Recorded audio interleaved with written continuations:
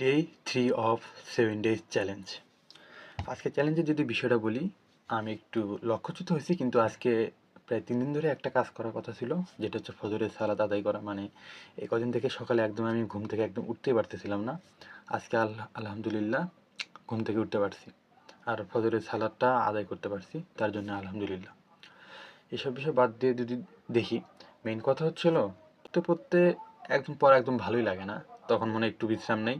Main কথা, আজকে পড়াশোনা একটু করার পর রেস্ট নিছি, মানে ইউটিউবে কয়েকটা ভিডিও দেখার পর কিছুক্ষণ পর আবার রিগ্রেট হয়েছে যে কেন দেখলাম, এর থেকে ওই 1-2 ঘন্টার মতো পড়লে মনে বেশি ভালো হতো। এই পরীক্ষার আগে মনে হয় এই জিনিসটা আর কি দেখা যায়। এনিওয়ে, পরীক্ষাতে অবশ্যই ভালো করা লাগবে। এখন মেইন কথা একটা জিনিস বুঝতে পারলাম, কনসিস্টেন্সি, এই জিনিসটা অনেক বেশি গুরুত্বপূর্ণ। Anyway, thanks for watching.